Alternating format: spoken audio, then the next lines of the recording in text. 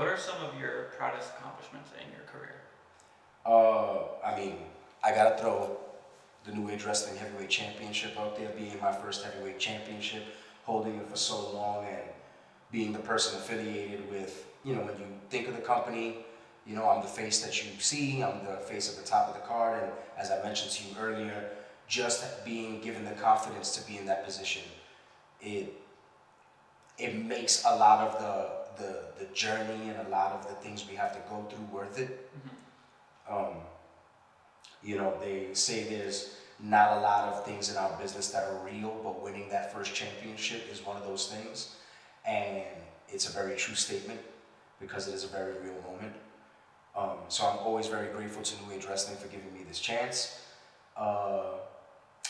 Wrestling in House of Glory and wrestling for Puerto Rican Weekend, the pride, excitement, and just what the feeling you come away with performing at those events, pride is definitely the word that it's something that I felt for days, both times. Last year, this year, maybe this year the feeling was even stronger. Like it's a feeling that kind of lingers with you for almost like, a week or two, like how amazing that event was and how it feels. And it pumps you up and it motivates you and it makes you want to hit the next town and it makes you want to get to the gym and it makes you it makes you want to drink and battle party and everything, it's trying to celebrate in all kind of ways.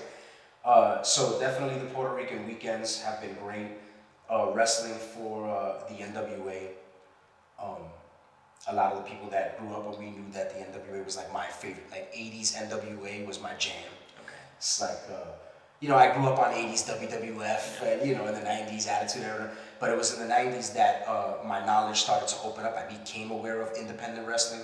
I became aware of like Lucha Libre and Japanese wrestling and started studying and tape trading in the 90s and getting those NWA tapes and the Japanese tapes and it was watching that 80s NWA and watching the Horsemen and watching Flair and Dusty and the Road Warriors and Magnum and all of that I was like, this is my stuff right here. So getting to just being given the, hey, you may be on an NWA show.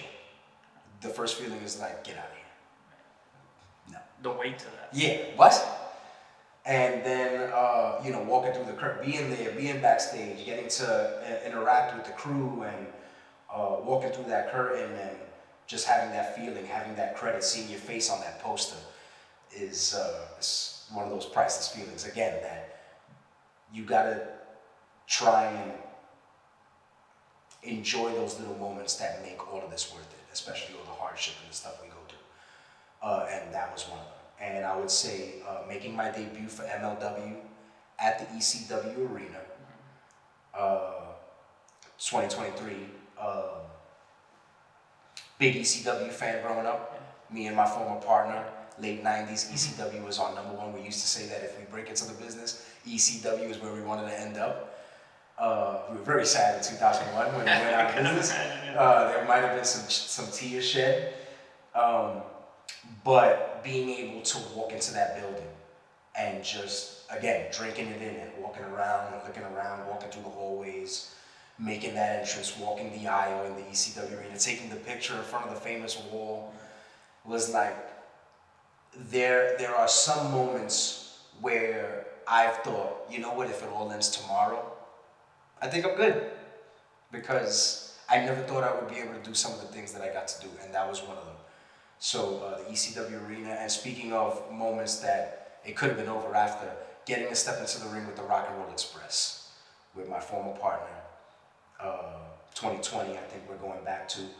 And like I said, being a fan of the NWA and my favorite tag team being the Midnight Express and just their feud with the Rock and Roll Express over 20 years being like the greatest tag team feud of all time. Being able to step into the ring with the Rock and Roll Express was like, I could not believe it was happening. And when it was over, I looked at my partner and said, we could retire tomorrow. And I think I'm all right.